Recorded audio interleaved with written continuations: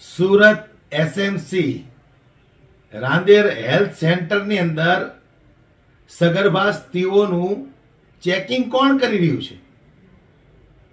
આપણને એક વિચાર આવે ખરેખર કે આ સરકાર શું કરવા માંગે છે. જો તમારી પાસે પૂરતા ડોક્ટરો ન હોય તો ડોક્ટરોની ભરતી કરો, ભણેલા ગણેલા એમડી લોકો છે એમની ભરતીઓ કરો, પણ કોઈને નોકરી તમારે આપવી નથી. ત્યારે આજે દોસ્તો એક વિડીયો એવો સામે આવ્યો છે કે આ દરેક સગર્ભા મહિલાઓનું ચેકિંગ કરવા માટે ખરેખર એક નર્સને બેસવાનું હોય છે, પણ એક સફાઈ કામદાર સ્ત્રી ત્યાં બેઠી છે, એક મહિલા ત્યાં બેઠી છે, અને એમને સવાલ પૂછતા એ મહિલાને કેટલો ગુસ્સો આવે છે એ તો સૌથી પહેલા આપણે જોવો તમે દોસ્તો. બેન તમે સફાઈ કામદાર છો ને, તો અહીંયા તમે કેવી રીતના અહીંયા નર્સ કાં છો? સિસ્ટર કામમાં છે. તો તમારાથી નહીં બેસાય? સિસ્ટર કામમાં છે. ના સુપરવાઇઝર કોણ છે? સુપરવાઇઝર કોણ છે? તો નીચે એન્ટ્રી કરું છું કેસે. તમારે નર્સની જગ્યા પર બેસાય જ નહીં ને. પણ અમારે દીદી વજન જ કરીએ છીએ ને ભાઈ. ના ખોટી વાત. અમારે એટલે કામ કરવું જ પડે. તમારા સુપરવાઇઝરને બોલાવો તમે સોહેલભાઈ આવેલા છો. વિડીયો બંધ કરો, બીજું કેમ ચાલે? ના, તમે ખોટી જગ્યાએ બેસેલા છો. અહીંયા પ્રેગ્નેન્ટ લેડી આવે છે, તમે કેવી રીતના બેસી ગયા? કઈ ખોટું થાય તો કેવી રીતના કરશો? સુપરવાઇઝરને બોલાવો. આરએમઓ કોણ છે? સિસ્ટર તમારે ક્યાં બેસવાનું હોય? તમે કેમ અહીંયા નથી? તમે બેસો, તમારી જગ્યા પર તમારે બેસવાનું.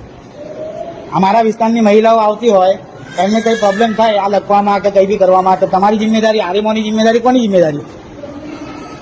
જે ડિટેલ લખવાની હોય એની અંદર નર્સ હોવી જોઈએ, જેમણે જીએનએમ કરેલું હોવું જોઈએ. અને આ બેન બેસેલા છે જે સફાઈ કામદાર તરીકે રાંદેર હેલ્થ સેન્ટરની અંદર છે. બેન તમારું નામ?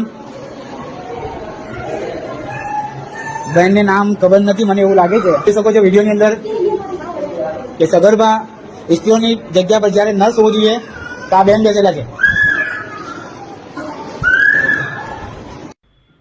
તો હું પૂછવા માંગુ છું આ તંત્રને, થોડી કઈ તમારી અંદર લાજ શરમ બચી છે કે નહીં? કે પછી હાવ બેશરમ થઈ ગયા છો તમે લોકો? એસએમસી ના અધિકારીને બેહાર દો તમે. થોડીક તો શરમ કરો તમે, થોડીક તો શરમ કરો. એને શું ખબર પડે આ ગર્ભવતી મહિલાઓનું ચેકિંગ કરવાનું, એનું ચેકઅપ કરવાનું હોય, એમાં આ સફાઈ કામદારને શું ખબર પડવાની છે? પણ સાલું કોઈ બોલવા વાળું નહીં યાર. મને ખરેખર નવાઈ એ લાગે, કોઈ બોલવા વાળું નહીં. ગમે ત્યાં ગમે એવી મનમાની કરે આ લોકો.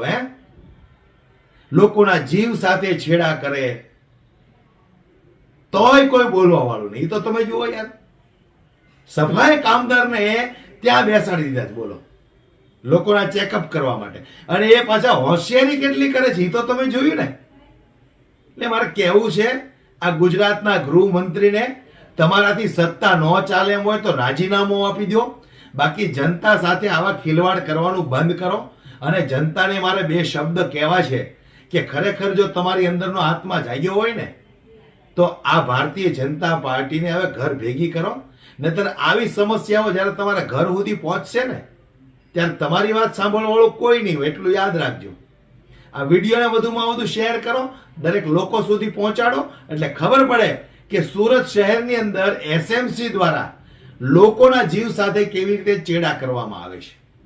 એક નર્સની જરૂર છે, ત્યાં એક સફાઈ કામદારને બેસાડી દીધા. એ તો તમે જુઓ યાર, કેટલી આ લોકોને જરાય શરમ નહીં આવતી હોય. મને તો ઈ થાય યાર, આ લોકોને વોટ આપવા વાળા લોકો કેવા હશે? મને તો ઈ શરમ થાય, વિચાર આવે છે. શરમ કરો, શરમ કરો. તમારી પાસે માણસો ન હોય તો ભરતી કરો માણસોની. લોકો બેરોજગાર ફરે જ છે, નોકરી ધંધા વગરના ફરે છે, ભણેલા ગણેલા ફરે છે. એ કરવું નથી, પગાર દેવો પડે એટલે પેટમાં તેલ રેડાય છે. થોડીક તો શરમ કરો. ઉપરવાળાનો તો કમસે કમ ડર રાખો. હાલી હું નીકળ્યા છો હાવ. વિડીયોને દોસ્તો શેર કરી દરેક લોકો સુધી પહોંચાડો, એટલે લોકોની આંખો ઉઘડે કે આ તંત્રની અંદર કેવી પોલમ પોલ હાલે છે.